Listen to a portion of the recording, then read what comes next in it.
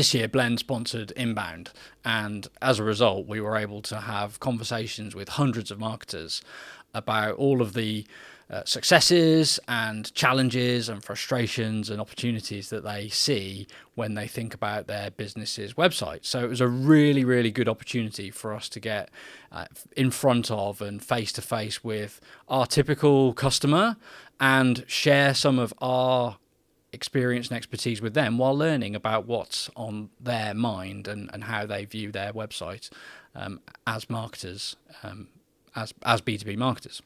The websites that we saw that were good were, broadly speaking, ones that had all of the best practice that we talk about here on Websites Decoded. They had clear, concise messaging that positioned them quickly in the mind of the visitor in terms of what they're offering and who it was for. They had device-appropriate navigation, meaning critical content was easy to discover at desktop resolution via horizontal navigation. It wasn't tucked away behind a burger navigation or something else, unpredictable and unintuitive. They had logically presented, digestible content that was well supported with imagery, social proof, testimonials, and the like.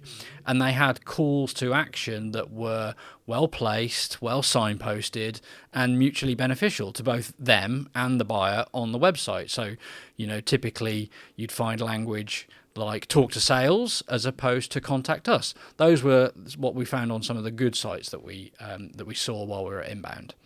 So we saw a lot of websites and we saw a lot that had challenges too. And in many cases, those challenges were portrayed in the opposite way to the ones I've just described, poorer messaging, poorer UX, poorer calls to action. But although there was a great diversity in how that was manifested, it all spoke, and the conversations we had all spoke to a larger issue. And the larger issue was one of how marketers are told and trained to think about their website and who to optimize it for, and how important to place it in the whole marketing strategy when it comes to generating pipeline from an audience of your ideal customers. Not enough marketers are in possession of the right data. A lot couldn't really talk to me about the revenue impact that they were having as a team and with their website. A lot of them couldn't confidently articulate how their website was contributing to the creation of pipeline.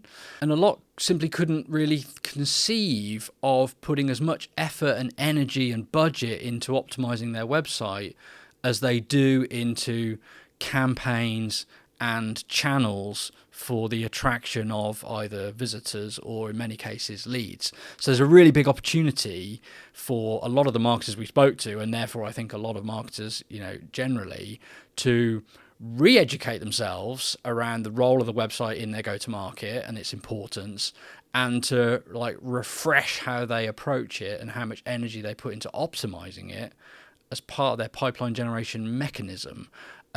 And maybe put a little bit of focus, effort and budget into the channels that get people there in the first place.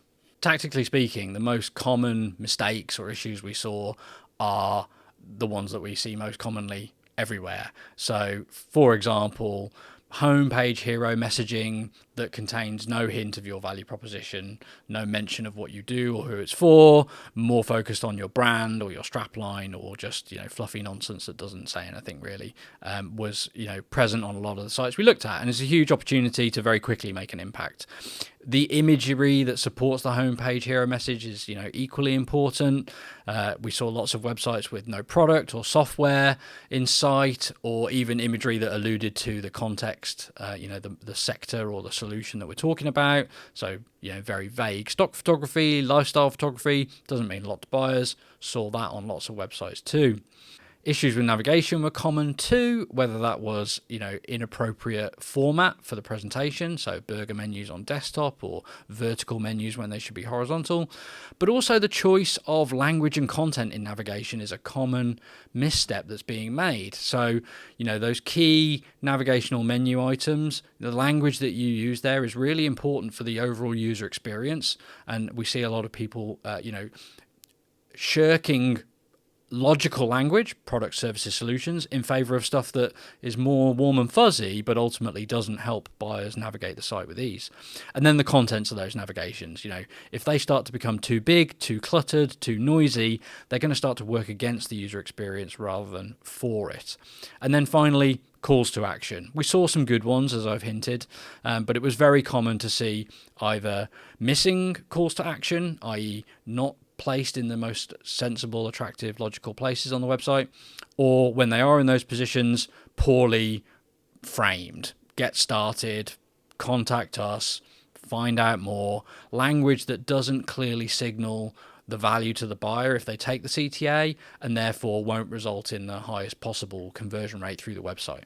Design is a more subjective matter, but nevertheless, if you ask a selection of people, particularly in your ideal customer profile, they'll often agree whether your website looks modern and fresh or dated. We saw plenty of websites that we believe, if you ask your ideal customer, the response would be it looks dated. And that's a risk because buyers do treat aesthetics with value. They will place more trust in things that look modern, up to date, that please them.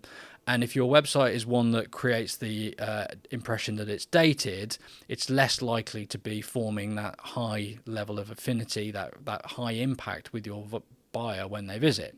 So we saw some pretty dated websites, and if your website is dated, then it's one good reason to start thinking about doing some work on it. In an ideal world, our websites would never become dated because we'd be constantly improving them. And I think that's a state to aspire to get into.